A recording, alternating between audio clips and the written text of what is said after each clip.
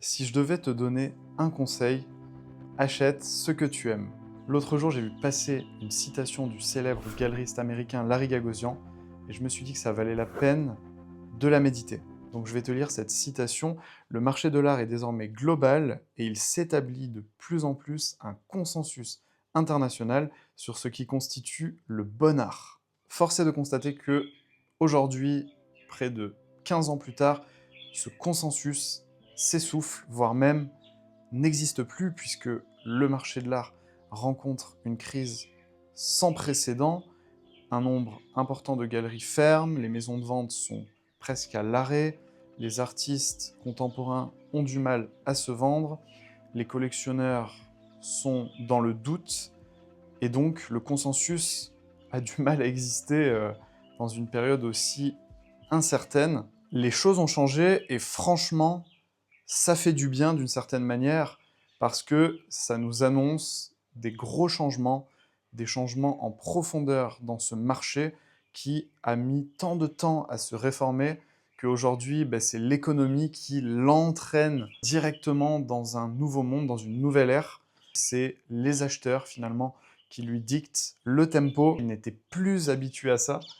Et je pense que on arrive à une période charnière où un modèle va être remplacé par un autre. Reste à savoir quel sera le modèle de demain. C'est vrai que pendant des années, certains acteurs influents nous déroulaient un espèce de tapis de communication avec des chiffres, des données, des records.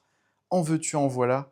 Et là, aujourd'hui, il n'y a plus tellement de records, il n'y a plus tellement de chiffres à dérouler. On manque d'éléments pour rassurer. On voit que les acteurs du marché de l'art aujourd'hui sont en panique. Cet ancien monde de l'art essayait de dicter aux acheteurs comment il fallait collectionner, ce qu'il fallait acheter, aimer, ce qui valait la peine d'être exposé, regardé. Et là, on assiste vraiment à une rupture totale à ce niveau-là.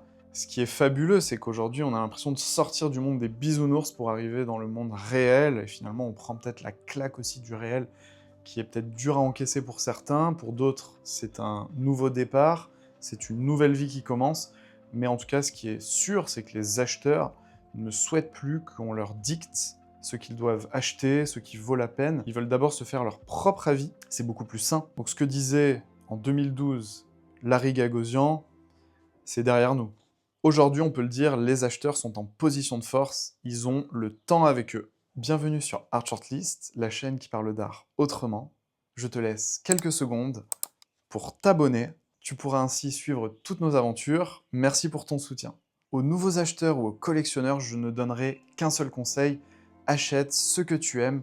Et ça, c'est plutôt en contradiction avec ce que disait notre ami Larry Gagosian, qui parlait d'un consensus sur le bon art, comme si finalement des galeristes, des experts, des marchands, des historiens d'art nous disaient « tu dois aimer ça, viens dans ma galerie, regarde ce mur, regarde ce mur, regarde ce mur », et bien là, c'est ce que tu dois acheter.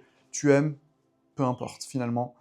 Tu n'aimes pas, on s'en fout, achète ce que je te propose, parce que c'est ça le bon art, c'est ça qui va te rendre riche. Est-ce qu'on a envie de ça aujourd'hui? Eh bien non. Et donc tout ce monde est en train de basculer, et on revient peut-être à quelque chose de plus sain. Merci, merci. Et ça, c'est cette époque que l'on vit qui nous le permet. Donc, il y a du mauvais, il y a des choses difficiles, mais sur ces aspects-là, je trouve que le monde, peut-être, avait un peu la tête à l'envers, et on est en train de la remettre, d'une certaine manière, à l'endroit, et de nouveaux modèles semblent émerger. On va voir lesquels. C'est ça qui va être passionnant, on va suivre ça ensemble. Je te garantis que ça va bouger. Donc oui, achète une œuvre qui te fait vibrer, qui te fait plaisir, avec laquelle tu te sens bien. Et ce que je dis toujours, c'est, imagine, avant d'acheter une œuvre, pose-toi cette question. Ferme les yeux, visualise l'œuvre chez toi, et imagine-toi vivre avec elle jusqu'à la fin de tes jours. Est-ce que tu t'en sens capable?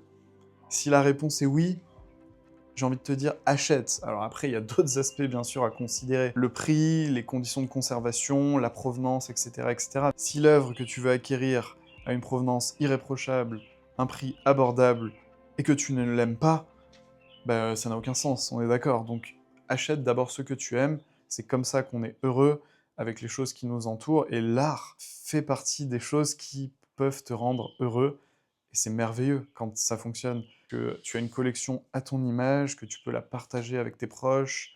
Parce que oui, l'art, c'est du partage, c'est de l'ordre de l'intime, puisque ça se trouve chez toi, dans ta chambre, dans ton salon, là où tu vis, dans ton intimité. Mais quand tu reçois, eh bien, c'est génial de pouvoir échanger sur les impressions de tes convives, sur tel tableau que tu as, telle sculpture, telle photographie, je ne sais pas. C'est merveilleux, c'est des moments inoubliables.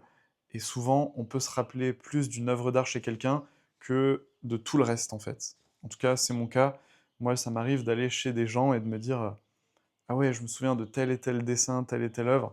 C'est vrai qu'après, comment est faite la maison, la taille de son jardin, etc., j'oublie assez vite. L'œuvre d'art, ça me reste souvent plus en tête. Le marché de l'art est en pleine mutation et c'est vrai que le marché de l'art en ligne est en plein boom. Si le sujet t'intéresse, on vient de sortir une vidéo qui montre que les jeunes collectionneurs achètent quasiment exclusivement en ligne et ont tourné le dos aux galeries d'art traditionnelles. Donc ça montre qu'on rentre dans une nouvelle ère beaucoup plus digitale, beaucoup plus agile aussi. Je t'invite à visionner la vidéo que tu retrouveras juste là.